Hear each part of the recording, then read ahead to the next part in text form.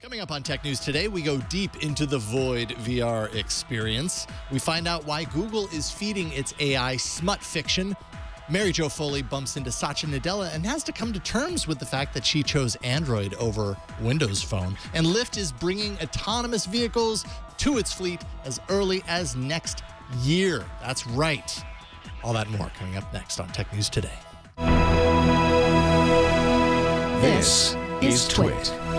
Bandwidth for Tech News Today is provided by CashFly at CACHEFLY.com.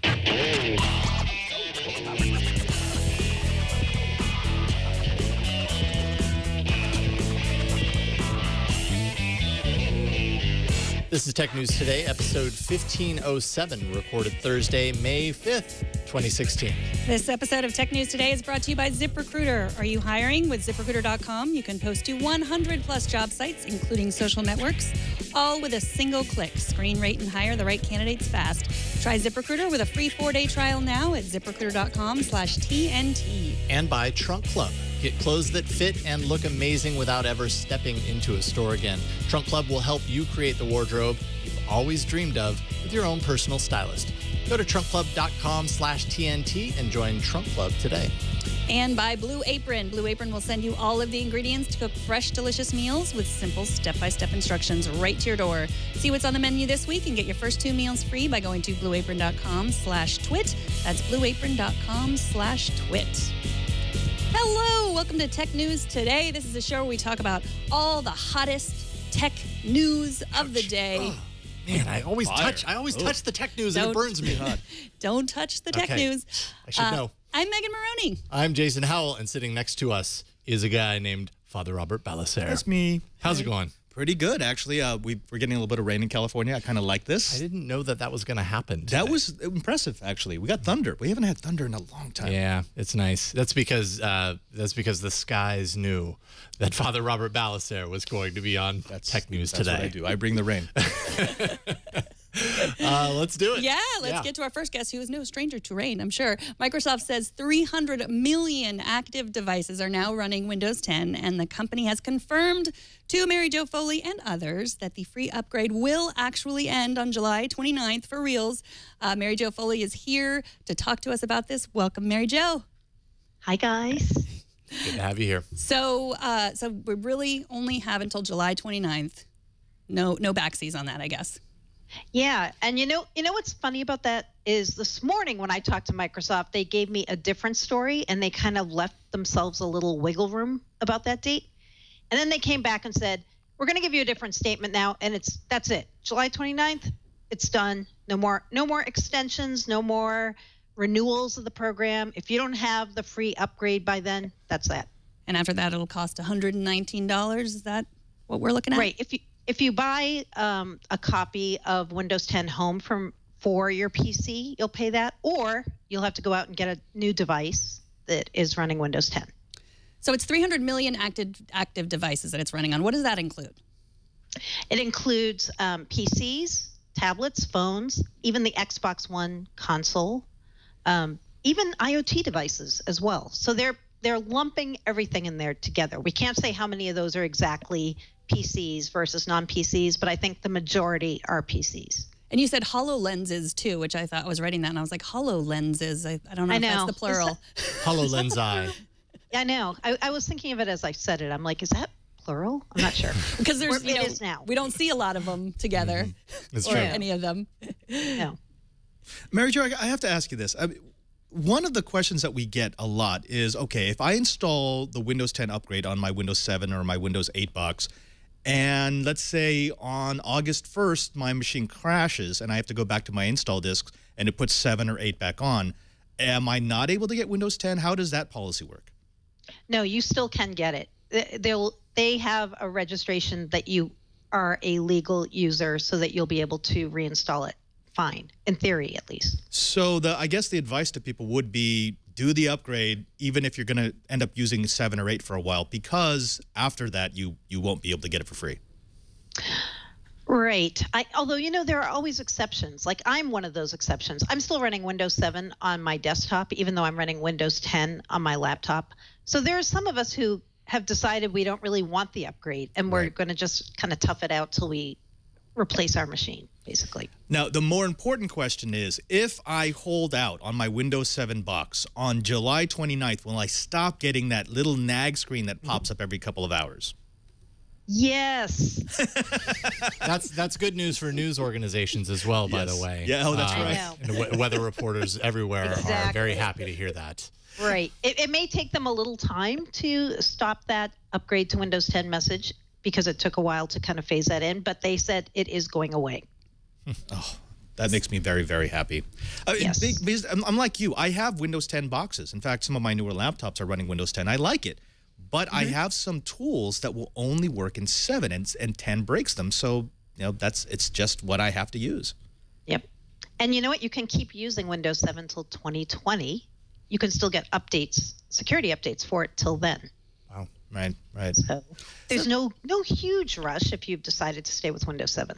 So for the average person, you would recommend that they upgrade? Long side. I have trouble giving general guidance because every time I say, you know what, I think everybody should upgrade, there's always someone who says, I have a printer that won't work with it, or there's just a million reasons I can't have it. I don't want it. So I'd say if you don't have it by now and you think you want it, you should probably get it in the next couple months. But if you are someone who's holding out and you have your reasons, I'm not telling you to upgrade. Right. And what I've done is I've gone ahead and I've registered. I did an upgrade on 3 of my boxes, and then I just reverted back to an original image. It didn't take me that much time. And it means that in the future, if I ever do feel like I can trust Windows 10, I'll go ahead and ship those boxes over. That's a good way to do it. Yeah, it's a good point you have. I mean, if you haven't already done it, I mean, most people who just don't even, don't think too much about it have done it, and they're probably fine with it. Yeah. Sure. Mary Jo, we do have to ask you about, we've heard rumors that Satya Nadella came by and really wanted to talk to you, but you were busy. You were really, really busy. What was going on with that? Well, this is funny today. I was over at the Microsoft New York office in Times Square. I was having a meeting there. So I came back out and I was sitting in the lobby, and all of a sudden there's like Satya and his entourage that enter the building. And I see him and I was like, oh, is he going to come and talk to me, or is he just going to pretend he doesn't see me and walk by? So he came right over, was all friendly. And you know what he asked me about? Your my phone? Android phone. Oh, no. Could have guessed. He said to me, Mary Jo, I'm really curious. How are things going with your Android phone? I heard you moved to Android. And I was like, oh, this is a trick question. Is he going to do a Steve Ballmer and take my phone and smash it to the ground? Throw a chair across the room. Yeah. Right. He actually wanted to know, and he wanted to know about how I thought the Microsoft services were working with Android, and he was very interested to hear that. And he said, as long as you're a PC user and I see you're using Windows 10, it's all good. You use what you got to use. I love that. I mean, because yours was a switch heard round the world, I think, if anyone. And I loved your piece on it. I also love how unapologetic you are against all Apple devices, except that iPad that you had for 15 minutes. We all have that 15-minute iPad regret sometimes. But yeah, I just think that's wonderful that he knew that and came to ask you about it. That's fascinating. And me too. And he really wants to hear people's experiences on other devices, because you know what they care about in the end? They care about Microsoft services and software on whatever device it is, because you're still a Microsoft customer, even if you're not using a Microsoft operating system. Yeah, that conversation could have been very different 2 years ago. Right. And right now, I mean, man, Microsoft and Android, I feel like every week, doing the Android show on this network, almost every week, there's a new Microsoft app. And it ends up always kind of being so cool that we have to talk about it. So they're doing some pretty interesting things on Android for sure. Yeah. I mean, if you ever want to borrow allaboutmicrosoft.com, I could loan it to you for like a minute or something. I might end up turning it into All About Android for a minute or something. It could get very confusing. I've already done that twice. I've said Mary Jo Foley is the host of All About Android, and she goes, no, stop. It's so confusing. Sorry about that, Mary He Jo. has done that. That's why I threw that little... Maybe a future host? I don't know. Watch your back, Jason Howell. All right. Mary Jo, thank you so much for joining us. Mary Jo is at ZDNet. that on Windows Weekly every week, and at Mary Jo Foley on Twitter. Thanks so much for coming on and telling us your tales. Yeah, thanks for having me on. Thank you. Have a wonderful night. Thank you. All right, if there's one thing that will churn through your data on mobile, it's streaming video. We should know. So having controls to manage that data usage is always welcome. Netflix is one of the biggest destroyers of data. Last year, a report stated that Netflix accounted for 37% of all internet traffic at peak hours. The company is now adding controls into its mobile app to allow users to determine just how much mobile data they'll use, particularly when users end up on a high-speed connection where an app might simply just take everything it can get. Netflix CEO Reed Hastings announced this, and some other news we'll get to in a second, but I think, obviously more control is better, and when you're talking about Netflix, just having the ability to control this kind of stuff, 37% of all internet traffic, that could make a huge difference in a lot of ways.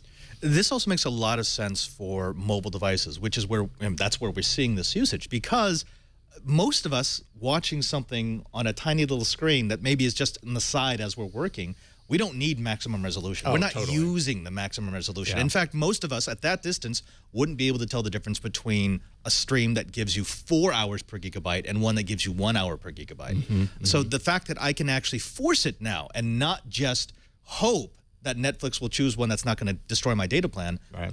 I like that. That's good.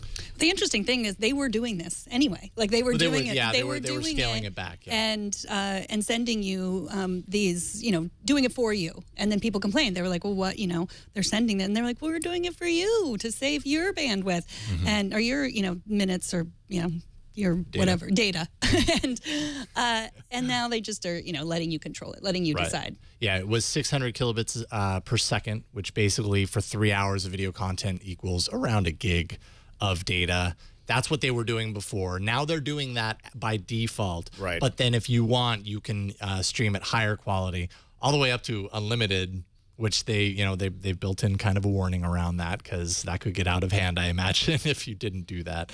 And you can also limit it to only connect to Wi-Fi if you want, which I think is a great inclusion on video streaming apps. Now, it should be noted that T-Mobile has actually been doing this. Yes. If you signed up for their Binge On service, which, again, remember, it allows you to use any of the providers that have come inside of T-Mobile's network walls without affecting the cap. It's a zero cap. They automatically throttled it.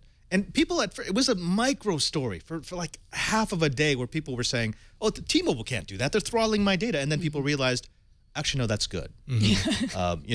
Because especially if I didn't buy into the Binge On, I don't want an hour of T-Mobile watching of Netflix to just eat everything I've got in my data cap. So I think we're starting to get used to this. This is not causing an outrage like it would have, say, 6 months ago. Well, I think it was like, oh, well, that's against net neutrality. Right. And then it was like, you didn't really think about it, and you're like, oh, T-Mobile no. holds the keys, who gets in, and they get to choose. But they've actually been pretty open as far as I've seen. They've been really kind of opening the doors for all sorts of players to kind of get in on that. We had the Chibert principle, because when that story about Binge On first came out, he said, if Netflix is true, if T-Mobile is truly convinced that this is net neutral and they're convinced that this approach is fair, then we will see a porn content provider jump inside of the walls. And that's exactly what happened. And Netflix said, yeah, we don't care. We're not making a judgment. We're just saying if you have users on our network, you can come on in. And so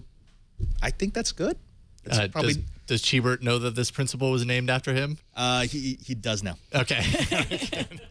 Excellent. Good to know. Sorry, Chibert. Continuing on with Netflix, Netflix CEO Reed Hastings told VentureBeat that it has no immediate interest in virtual reality and immersive video, unlike Hulu's announcement that we talked about on the show yesterday.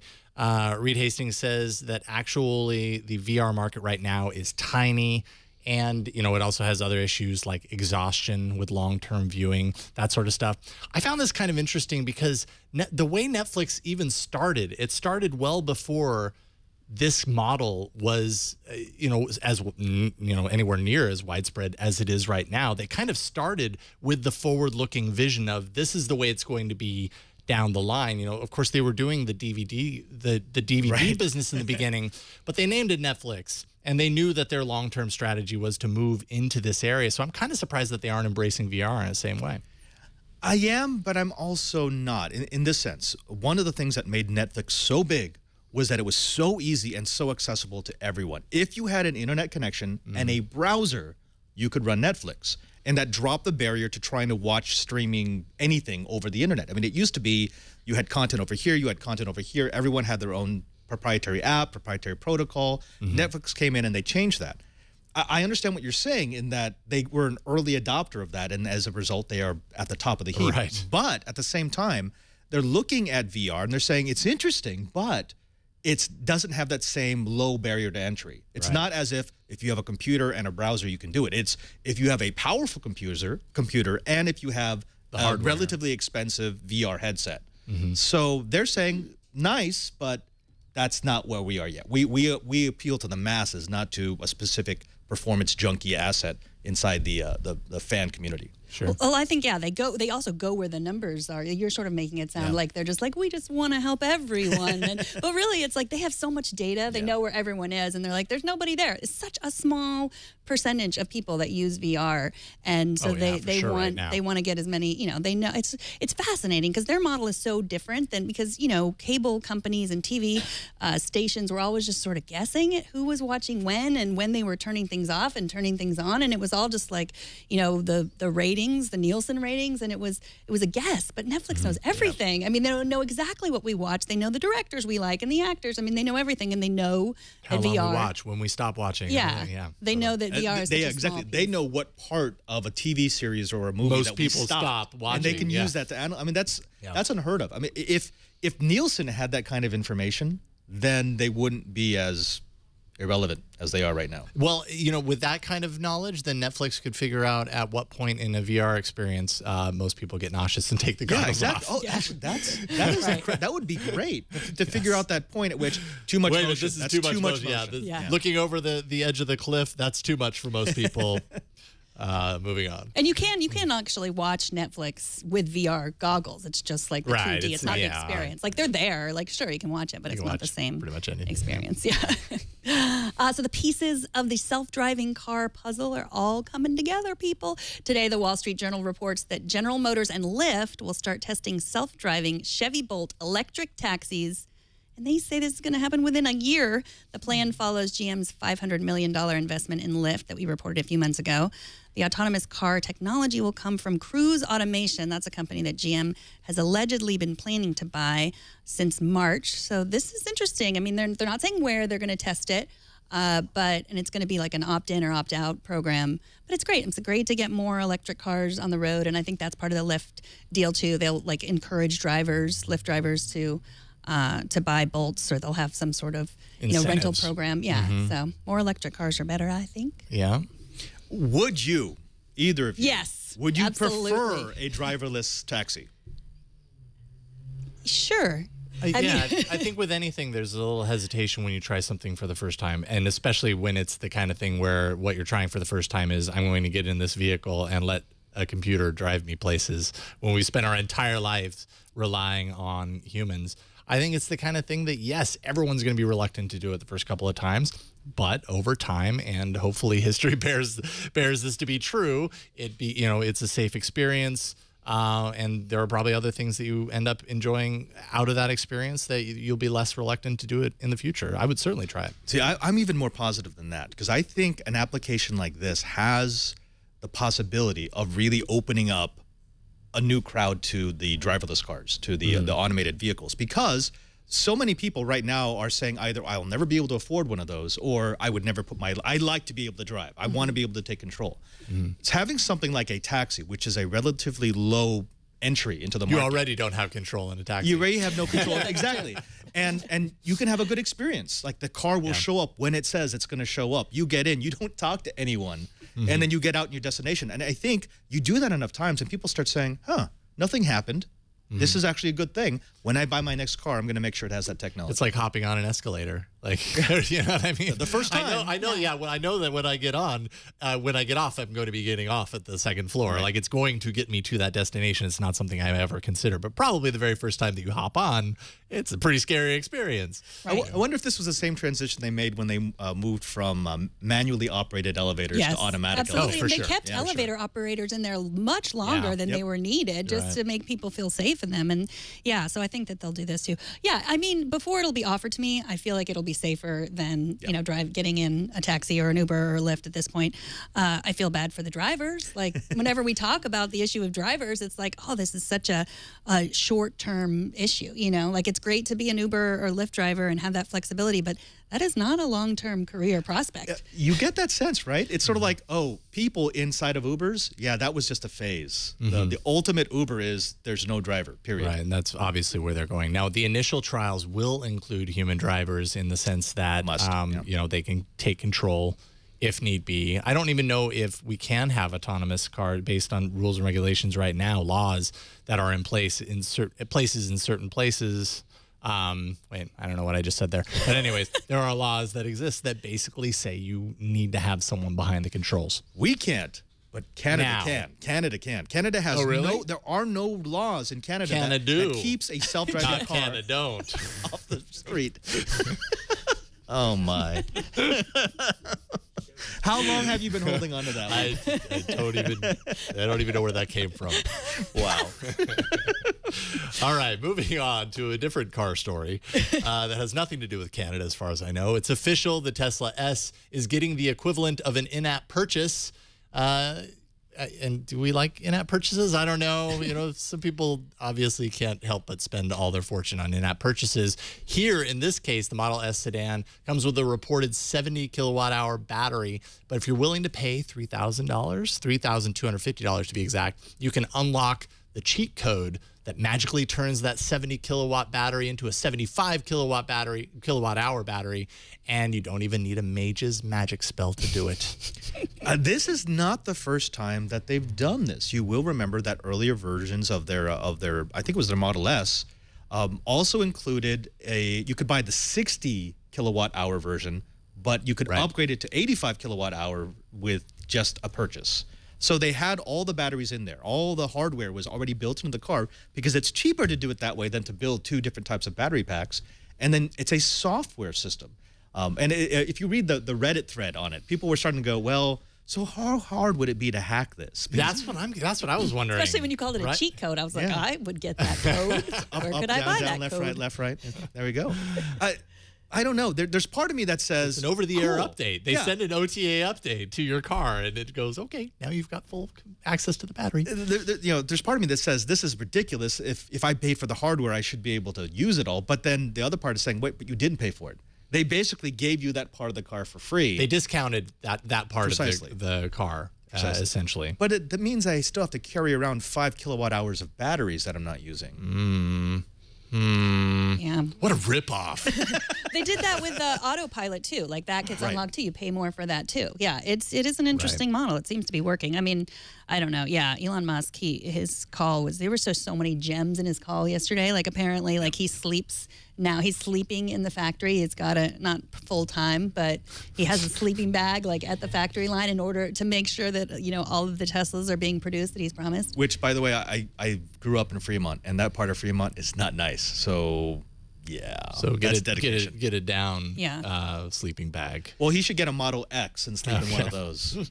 Yeah, I think he can do it. If anyone can do it, Elon Musk can do it. Can your Siri order a pizza for you based entirely on your voice commands and without requiring you to contact the pizzeria yourself? Huh?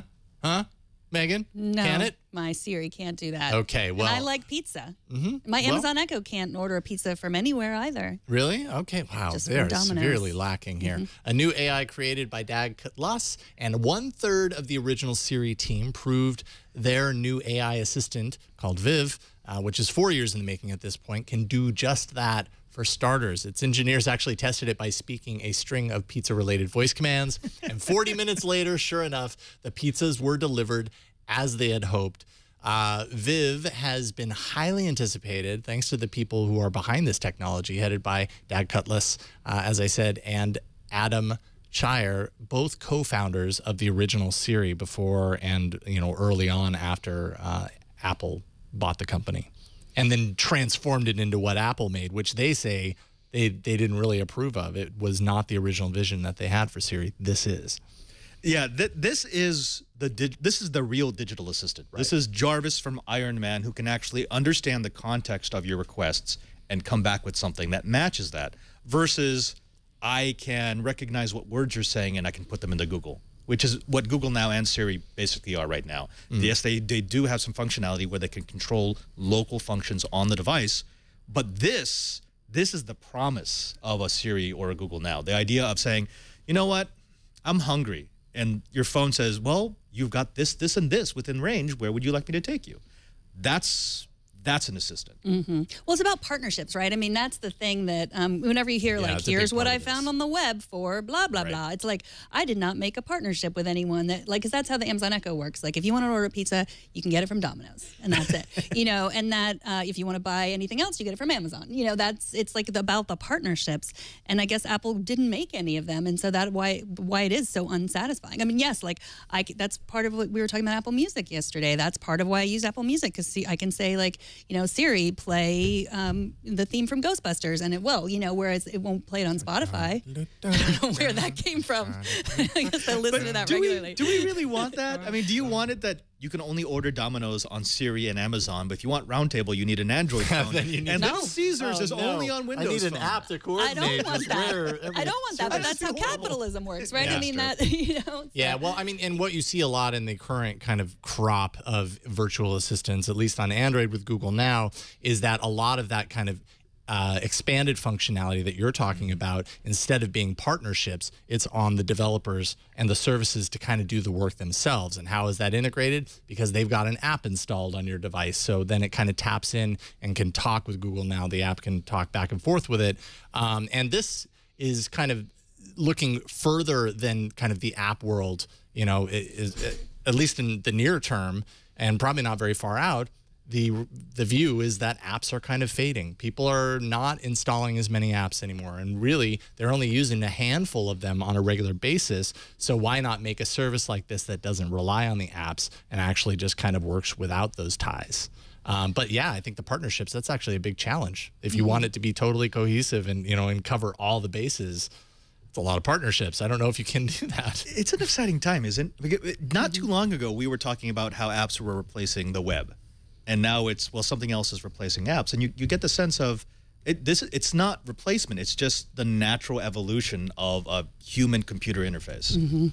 Exactly. Well, speaking of human-computer interface, after the break, if you have ever wondered how Scarlett Johansson's character in Her learned so much about the complicated nature of modern romance, Alex Kantrowitz from BuzzFeed might have an answer. But first, let's take a minute to thank ZipRecruiter, the sponsor of this episode. Now, earlier this week, we got to talk to Ellen Powell and Erica Baker about their new venture, Project Include, that helps startup CEOs focus on inclusion in the workforce with care and thoughtfulness. Now, they say a lot of companies just focus on hiring more women, but what about inclusion with regards to age and religion and race, experience, disability, sexual orientation, and other aspects of diversity?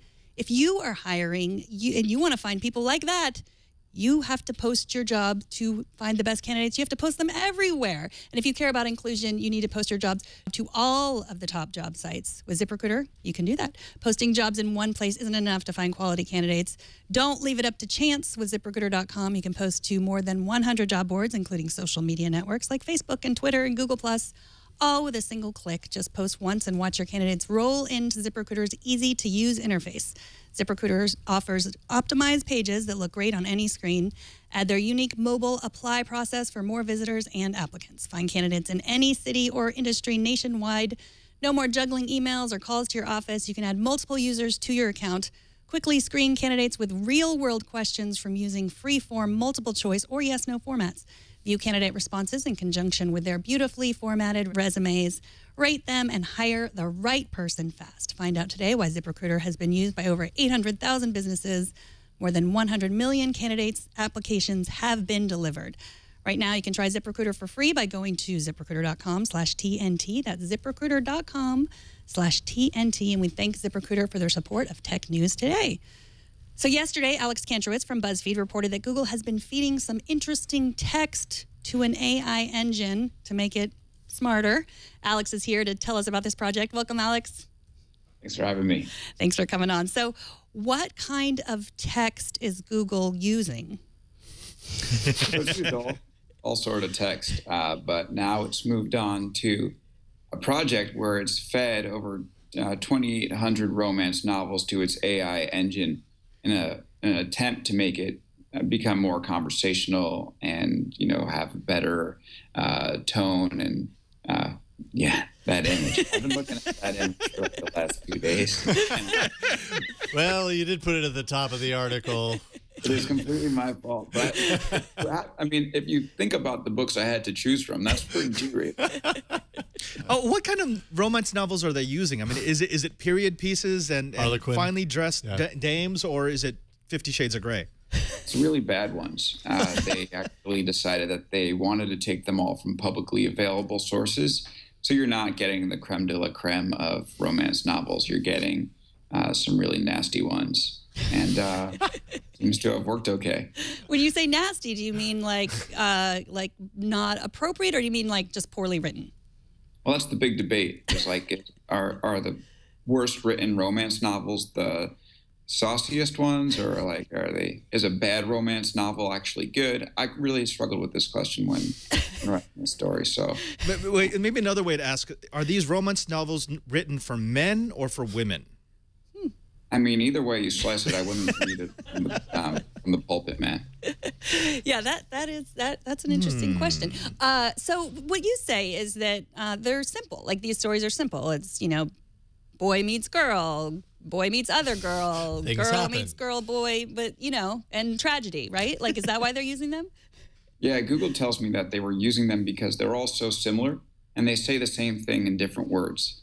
So the plot is heartbreak, it's love triangles, and it's addressing the same topic. I mean, think about it. How many different variations of romance can you have if you're looking at 2,800 books? It probably falls into like 3 or 4 categories. So as they see the same sentences try to reach the same conclusions, it's a way to teach the AI, hey, there's different ways to say the same thing.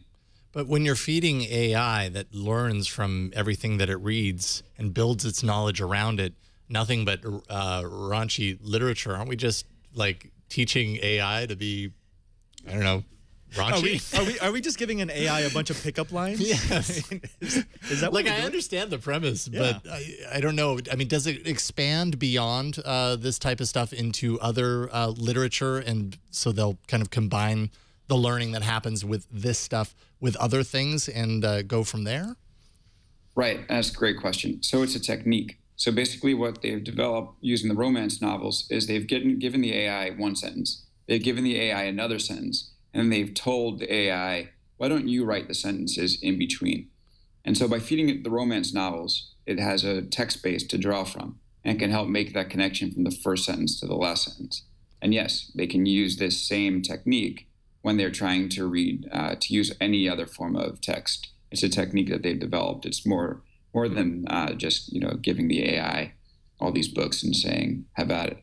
Mm-hmm. So what you're saying is it's not necessarily the content. I mean, so the romance novel industry is huge, and like what you said, a lot of this is freely available. There's a lot of consumption, a lot of production in this area. So it's got to be probably more simple than other text. I mean, if we fed it all of Shakespeare, that wouldn't work as well. Exactly. I mean, these are books that will repeat the same concepts over and over. And one thing that's interesting to note is it's not that they just teach like a central AI engine these romance novels, and then all of a sudden, all across Google, every type of product is trying to hook up with you. It's not Tay. This is no Tay. Not Tay. Yeah. Tay was like the very worst version of what this could be. Got it. And Google, without even me bringing it up in the interview, mentioned Tay. So they're very, very careful about creating another version of this. And what they'll do is they'll take the best stuff that they've learned and they'll put it in production in products like the Google app and Smart Replies, and they'll probably, I would imagine, put a much more toned down version than what we can find in some of the books. The smart replies, yeah, like you can totally see where that could go wrong.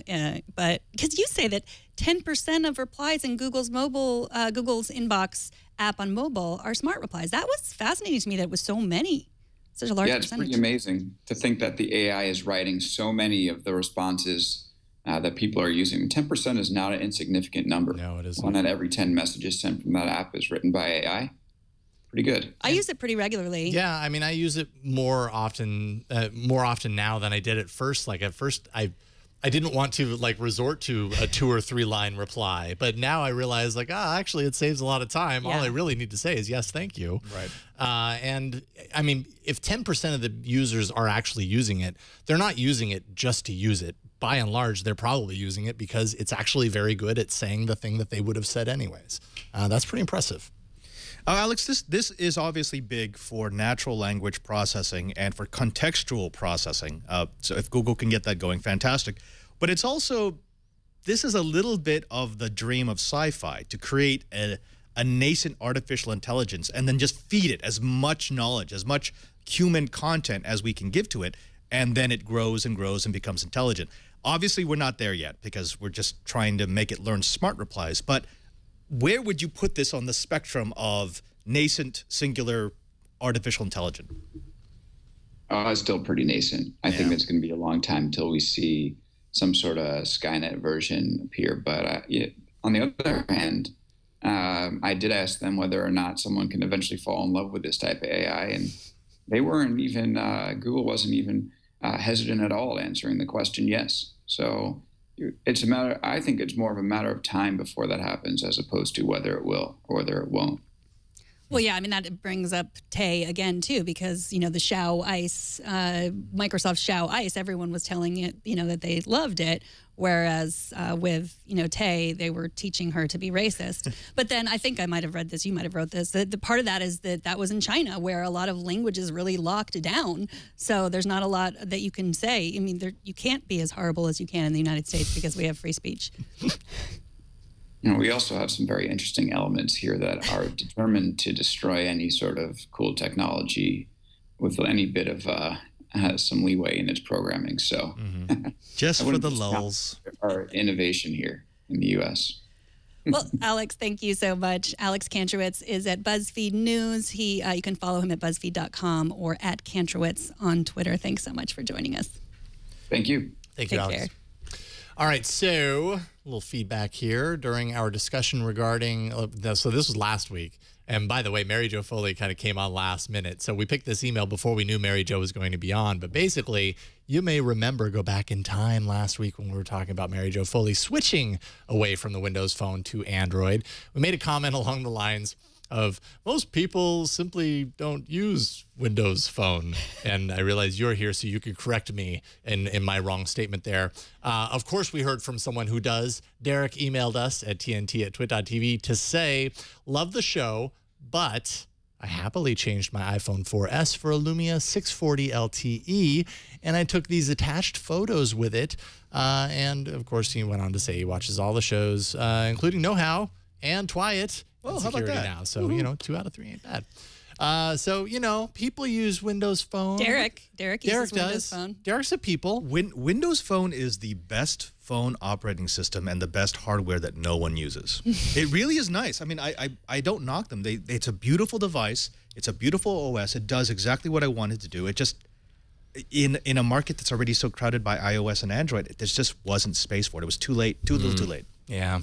Well, that is the problem Sorry. right there. Yeah. Thanks for writing in, Derek. Anyone can email us, tnt@twit.tv, and we will hopefully read it on the show. So please do that. All right, coming up next, we're going to take a look at immersive VR that's even more immersive than immersive VR. But first, let's take a minute to thank the sponsor of this episode, and that's Trunk Club. They're making me stylish. There are 2 types of men out there, guys who love shopping for clothes but are short on time, and those of you who hate it. Either way, take heart. Now you can get clothes that fit perfectly and look amazing without ever stepping into a store again. That's thanks to Trunk Club. You just type in your measurements, share your likes, your dislikes, the things that work for you, the styles that you're after. Your personal stylist will work with you and help you look and feel your best with clothes that fit you perfectly. Sure, your stylist is a professional trained in all the brands that Trunk Club offers, but there's so much more to Trunk Club than just that experience. They'll actually pick your clothes from over 80 top brands. They're going to ship those right to your door in their trunk. So you get that huge trunk and you get to open it up and try them all on in your own space. See how they fit, take a look. Do you like the V-neck thing or do you not? That was one of my challenges. I thought I didn't like V-neck. Turned out I actually did like some of these V-necks. So you never know. Keep what you like, send back what you don't. Your stylist takes the time to understand your unique look. And by the way, if you happen to live in Dallas, New York, Los Angeles, Chicago, or DC, you can stop by one of the Trunk Club clubhouses and you can work with your stylist in person. You'll feel like a movie star. Trunk Club is not a subscription service. Shipping is always free, and you have 10 days to try on the clothes, and you send back what you don't want to keep. Make a statement at the next big event on your calendar with a look that's handpicked just for you and your style. Get started with Trunk Club today. Premium clothes, expert advice, no work. Thanks to your very own personal stylist at Trunk Club. And Trunk Club is backed by Nordstrom, which means they have the highest standards in quality and customer service. Get started today. Just go to trunkclub.com/TNT and, start taking a look, see what they carry, sign up for, to get a call with a stylist, and they'll pick out a trunk that's perfect for you. That's trunkclub.com/TNT. We thank Trunk Club for their support. All right, virtual reality promises to transform what we think about entertainment and the immersive qualities of entertainment, but how do you take it one step further than just an HTC Vive in a living room? Joining us to talk all about The Void, I love that name, is Charlie Hall from Polygon. How's it going, Charlie? Very well. How are you doing this evening? We're doing awesome. It's great to get you on here. I was reading through your piece, and I'm fascinated because I'm totally I'm in on the VR thing. I want maximum immersion. You start your write-up on your encounter with The Void by saying it's the most exciting VR experience you've had yet. What sets The Void apart from the rest? You are completely untethered. I mean, that's the thing about The Void. They let you through the front door, and you're free to roam around. You're not tripping over the cables of the HTC Vive. You're not attached to your computer by a somewhat shorter tether like the Oculus is, and you're not. You don't have a phone strapped to your face like you do with the Gear VR. You were just out there running around. So it's completely wireless? It is. It's completely wireless. The way it's set up is there's a vest that is covered with kind of haptic sensors that shake when you get shot with the laser beams or whatnot. But then there's a computer on the back, and it's a specially designed, custom board, custom everything on the inside. They worked with NVIDIA to build the thing to their exact specifications. And then there's a helmet that jacks right into it, and that's it. Wow. You're completely cut free. All right, so explain a little bit of the experience that you encountered. I know it's a 30 by 30 room. You're wearing this huge backpack, this special kind of helmet. What did you see in The Void? What did you do? Well, when the helmet was placed on me, the visor was brought down, and there was a wall in front of me. In real life, there was a wall, but when the visor came down, it was the same wall. And I was asked to put my hand up on that wall. And then, both in virtual reality and from the touch of my hand, that wall dissolved. And on the other side was a Mayan temple. And I just walked right through this plane. It was like a physical membrane that I passed through as the vest shook that I was wearing. And I was in there. And so it was an outdoor setting, and I went into this underground temple space under a Mayan ruin. And at one point, it opened up into a grotto. And so I was able to reach down my hands and grab the edge of the ledge that I was standing on. I was able to look underneath that ledge and see the cliff face that I was standing on and the water out there.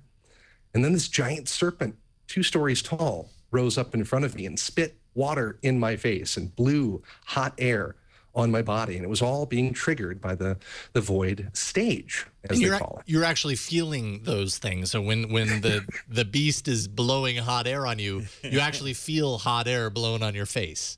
That's exactly right. That's They've got heaters, they've got coolers, they've got misters. It's all rigged up in there. Charlie, one of the big things about any VR experience where you get up, and this is why most VR experiences are still seated, at least for the Oculus Rift, is you may be in a virtual space, but you're also in a real space. And if the virtual space doesn't match up with the real space, you end up putting your head through a floor or trying to walk through a wall. But the Void uses something that they call redirected walking. Can you explain what that is? Because it sounds a little, well, interesting.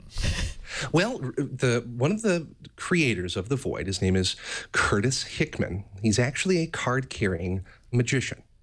And he's designed illusions for people like David Copperfield and Chris Angel. This is not a joke of any kind. He's actually done these things. And he has perfected the art of redirected walking.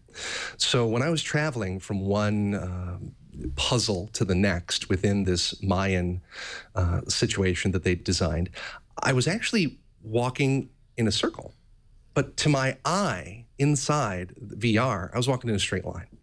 And the way that Curtis explained it to me is that the Void stage with the magic of redirected walking is effectively limitless. They can take people wherever they need to take them, as far as they need to go, by just having them walk in a circle when they think they're going in a straight line. That's and trippy. It works. That's really trippy. Yeah, that's a great way to use a small space. I love it. The video that we were watching is a PR video, I guess. When it came out, a lot of people thought this was fake, right? I mean, but you were there. It's not. It's not fake. It's not fake at all. They took it to a TED Talk in Vancouver. They had people like Harrison Ford go through it and experience it, and it is no it works. But it's not done yet. Right? So there's a few limitations. The walls, for instance, are all only half height. Well, for the most part, they're half height. And that's because it's an optical tracking system that they're using. The system has to have a bead on what you're wearing with those little reflective balls that you would wear when you're doing motion capture or performance capture so that it can see you within the space. But eventually, they're going to have a radio frequency system. They'll be able to build those walls up a little higher, and it'll really, live up to its full potential from there. Let's talk about that, building up walls, because they can keep the stage, the Void stage, fresh by moving things around, which are then incorporated into the VR. So, for example, there will actually be a hard surface where you think in VR there's supposed to be a control panel. So you're actually touching a physical thing. In fact, I think the YouTube video showed that. How often do they have to switch things inside the room in order to keep it fresh? Or can they just use that redirected walking to have you use the same control panel 5 times, thinking it's 5 different control panels? The Void stage that I was on was actually called a quarter stage. It's 30 by 30. The full Void stage is 60 by 60. So it's 4 times larger, and there's many more types of corridor layouts in that larger stage. But with the quarter stage that I was on, they took me back through it without VR on. I wasn't able to take any pictures or anything, but I could see like, well, this is the room you were in twice, and this is the hallway you were in 3 times, and they showed me behind the scenes how it works. With a larger stage, there's less of that. There's more different kinds of intersections that they can have. But they've also designed the Void stage to work like Legos, they said. They can take it apart. They can reconfigure it. They can rebuild it in different shapes. But then they can overlay it with all these different virtual environments. This is like modern day laser tag, but like on steroids, right. or modern day arcade, because arcades hardly even exist anymore. And the virtual reality, the future that we have that's right on the horizon of virtual reality. I could see these installations all over the place, and people would pay good money for an experience. What are their plans as far as that is concerned? As far as this is in outside of Salt Lake City, I believe. Do they have plans for expansion? How much would they charge? Do we have any details there? Some of the details they were able to give me, one of the target prices they talked about off the top of their head is like $30 to $40 for a 25 to 35-minute experience. They also talked about, a franchise model or a partnership model, or perhaps a pop-up model. So there's a number of different ways that they can do it with their quarter stage, or by putting multiple full stage 60/60 setups into a facility. They've already got architectural renderings of that facility as they envision it. Man. I love that idea because, I mean, as it stands now, the technology is not, that's out there is not accessible to most people. I mean, we have the Vive here set up. It's right next to our office. We have everybody coming in. Like, have you used the Vive, Megan? Have you used it? One of our producers like brought her kids in. Like, it's a, it's just like, it's fun. Yeah. I mean, but I love the idea that it would be a destination. Mm-hmm. And the way that here's the other part of the story, though, right? Curtis Hickman, his father, is Tracy Hickman. Mm-hmm. And if you've ever played D&D, Dungeons and Dragons, you know Tracy Hickman. He's the guy that invented, that designed the famous Ravenloft campaign. He's one of the co-creators of the Dragonlance series. So for the last year, they've had Tracy Hickman wailing away at the story Bible for the Vive universe. So it's not just a Mayan temple. It's not just an alien encounter where you're shooting it to bugs on the floor. There's a whole interconnected series of experiences. There's secrets to unlock. Imagine, in classic D&D fashion, you go up to the secret wall and you put in the right, you scry the right figure on that wall and it dissolves in front of you and you're in a brand new place in an environment that you were at last week and you didn't know this door was here. Yeah, that's incredible. The more we kind of talk about this thing, the more I realize, like, they're sitting on a gold mine, honestly. If they can figure out how to kind of bring this to a mass distribution sort of thing so that, many people can get on it. And I imagine from a technological standpoint, because they're not going with an Oculus. They're not going with an HTC Vive as far as we can tell here. They're kind of rolling with their own. So I imagine there's challenges kind of scaling that.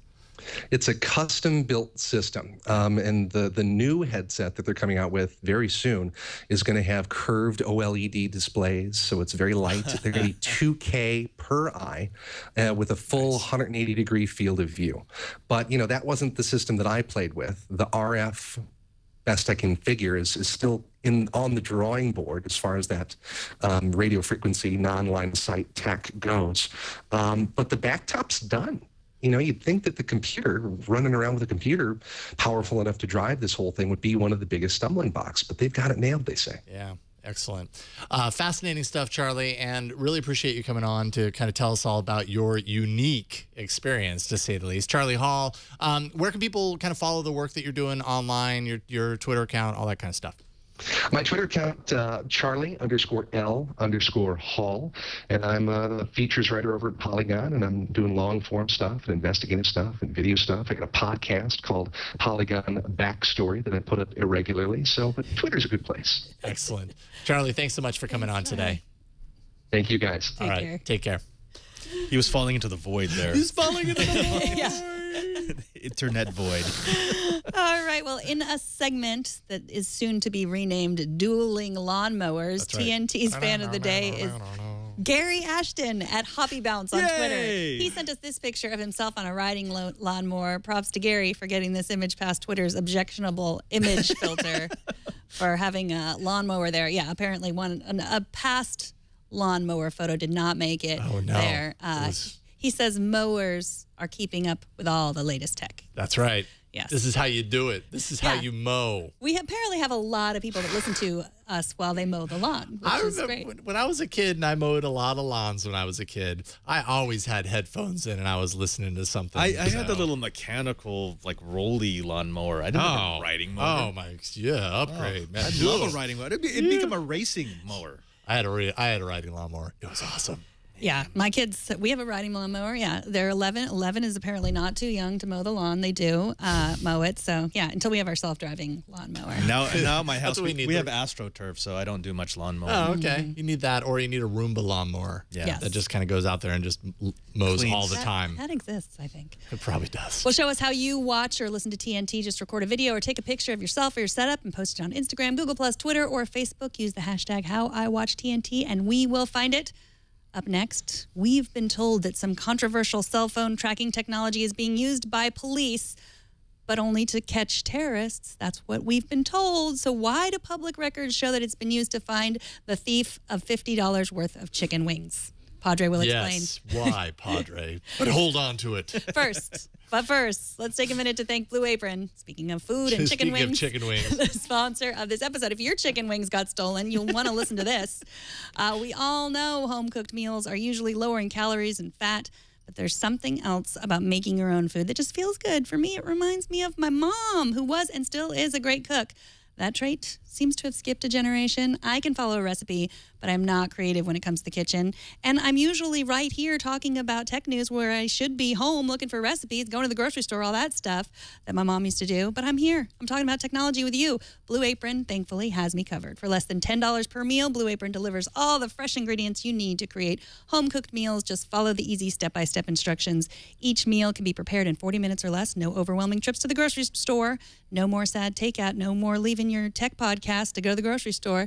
No matter your dietary preferences, Blue Apron makes it a breeze to discover and prepare dishes like spicy vegetable tteokbokki with asparagus, soft boiled eggs and ginger cashews, or pork roast and mashed potatoes with molasses stewed collard greens right in your own kitchen. Recipes are between 500 and 700 calories per portion, delicious and good for you. Right now, you can get your first 2 meals free just by going to blueapron.com/twit. Check out this week's menu and get your first 2 meals free by going to blueapron.com/twit. And we thank Blue Apron for their support of Tech News Today.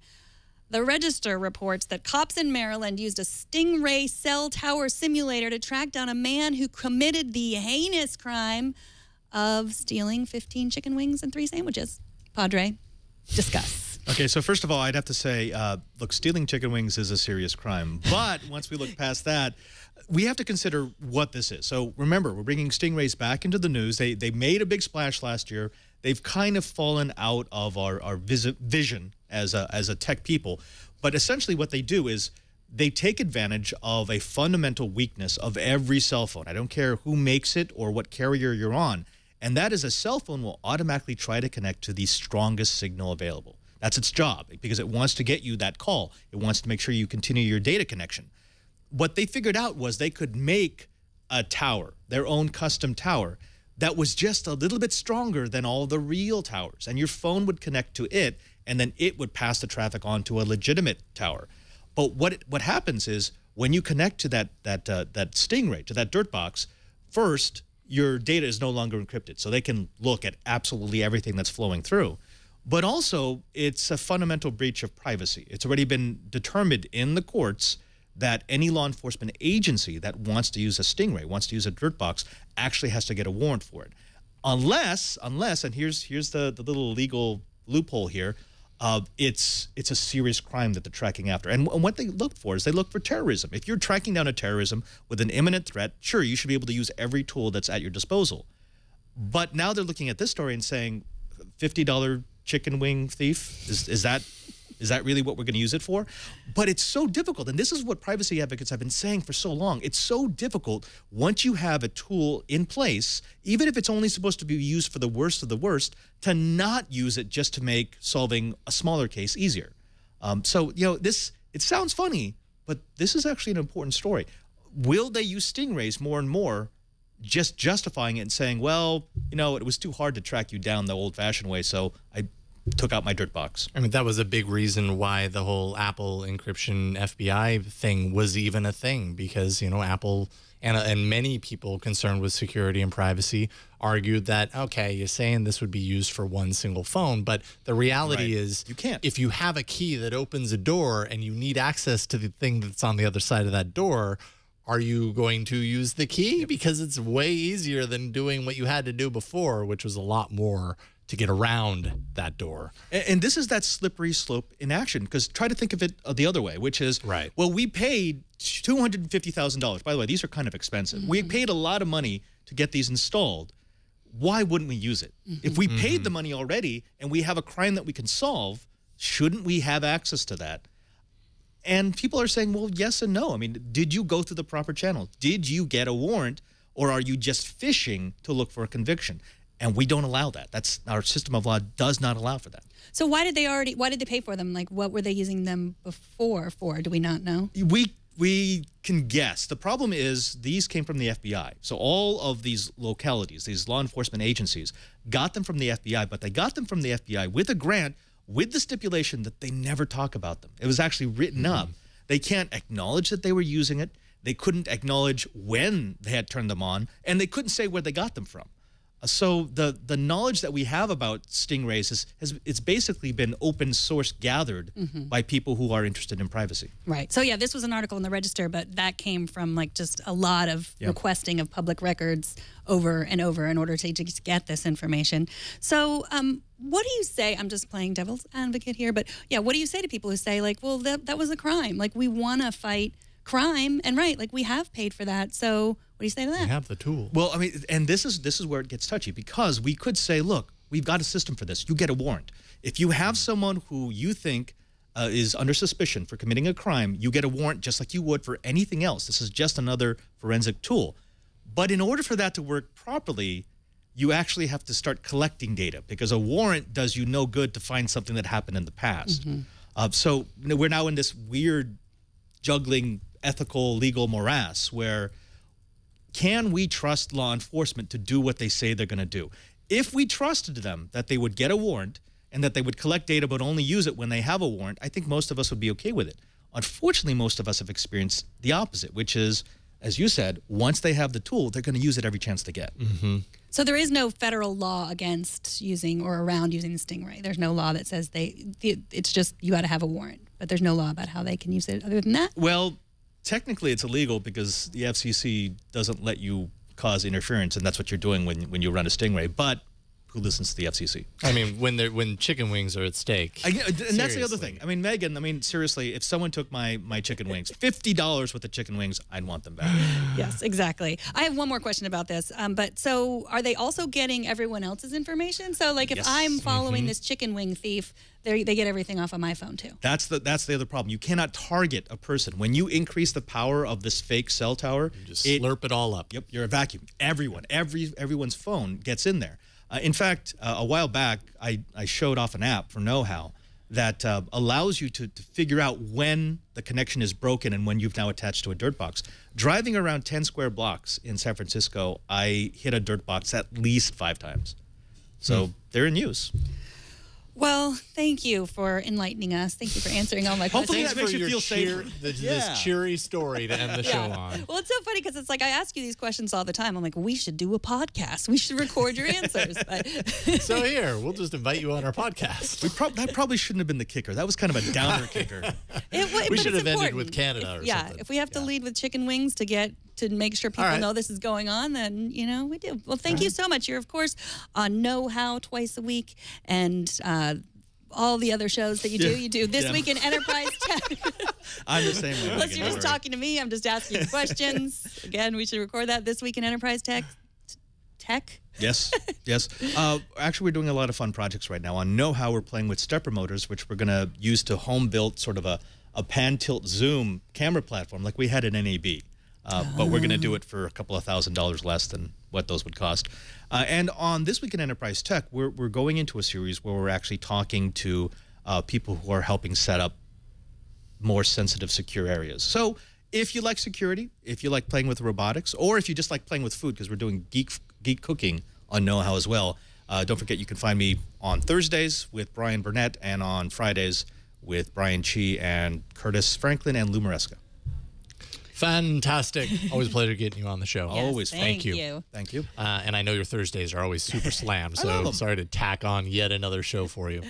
TNT records live every Monday through Friday at 4 p.m. Pacific, 7 p.m. Eastern, 12 a.m. UTC at twit.tv/live. You can always be a part of the show by emailing us at tnt@twit.tv. You can also leave us a short voicemail. That's 260-TNT-SHOW. And you can find us on Twitter. We're at Tech News Today TV. And have you stumbled upon this show and you want to know how to get it right to your ears or your eyes as quickly as possible for the rest of your life? Go to twit.tv/TNT and subscribe to the show, or subscribe through Google Play or iTunes or Overcast or Downcast or Pocket Cast. And Patrick tells me there's a Windows Phone app. So all of you, Derek. Wait a minute, Windows Phone can get podcasts? Yes, Derek and all the others of you, the many others with Windows phones, you can get it there. Roku, Apple TV. And if you want to find me, I'm on Twitter, Megan Morrone. I'm at Jason Howell on Twitter. Thanks to our technical director, Kara Cole, and all the folks, every single one of them, Greg, who help us produce the show every single day, Tony. And thanks to you for talking tech with us. We'll see y'all tomorrow. All right, 3-way high five. That works.